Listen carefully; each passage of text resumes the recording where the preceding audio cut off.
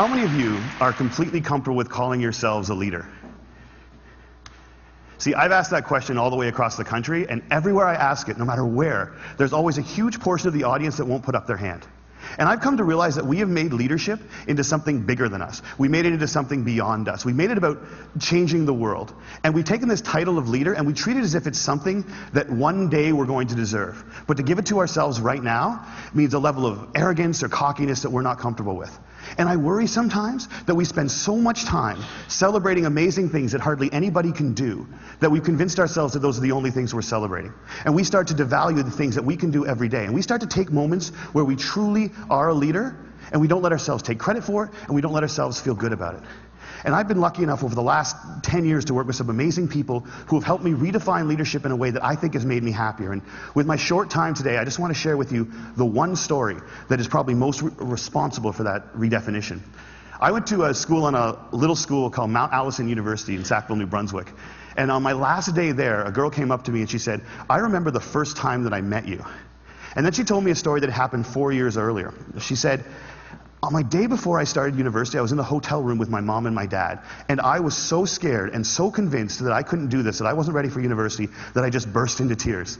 And my mom and my dad were amazing. They were like, 'Look, we know you're scared, but let's just go tomorrow. Let's go to the first day. And if at any point you feel as if you can't do this, that's fine. Just tell us, we will take you home. We love you no matter what.'" And she said, so I went the next day and I was standing in line getting ready for registration, and I looked around and I just knew I couldn't do it. I knew I wasn't ready. I knew I had to quit. And she says, I made that decision, and as soon as I made it, there was this incredible feeling of peace that came over me. And I turned to my mom and my dad to tell them that we needed to go home. And just at that moment, you came out of the Student Union building wearing the stupidest hat I have ever seen in my life. It was awesome. And you had a big sign promoting Shinorama, which is Students Fighting Cystic Fibrosis, a charity I've worked with for years. And you had a bucket full of lollipops. And you were walking along and you were handing the lollipops out to people in line and talking about Shinorama. And all of a sudden, you got to me and you just stopped and you stared. It was creepy. This girl right here knows exactly what I'm talking about. And then you looked at the guy next to me and you smiled and you reached in your bucket, you pulled out a lollipop and you held it out to him. And you said, "You need to give a lollipop to the beautiful woman standing next to you." And she said, "I have never seen anyone get more embarrassed faster in my life." He turned beet red and he wouldn't even look at me. He just kind of held the lollipop out like this.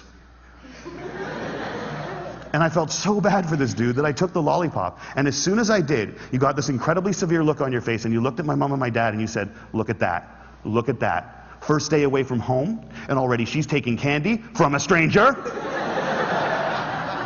And she said everybody lost it. 20 feet in every direction, everyone started to howl. And I know this is cheesy, and I don't know why I'm telling you this, but in that moment when everyone was laughing, I knew that I shouldn't quit. I knew that I was where I was supposed to be, and I knew that I was home.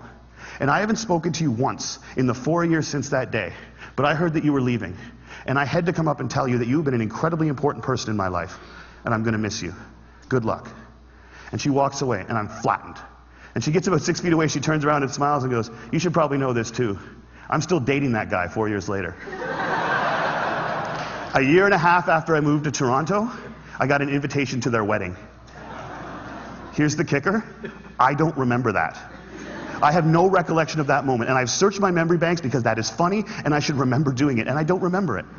And that was such an eye-opening, transformative moment for me to think that maybe the biggest impact I'd ever had on anyone's life, a moment that had a woman walk up to a stranger 4 years later and say, "You've been an incredibly important person in my life," was a moment that I didn't even remember.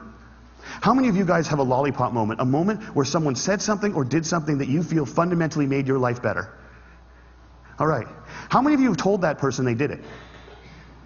See, why not? We celebrate birthdays where all you have to do is not die for 365 days.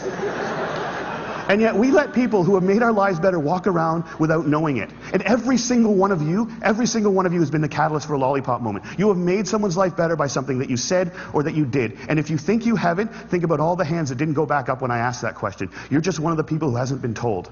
But it is so scary to think of ourselves as that powerful. It can be frightening to think that we can matter that much to other people.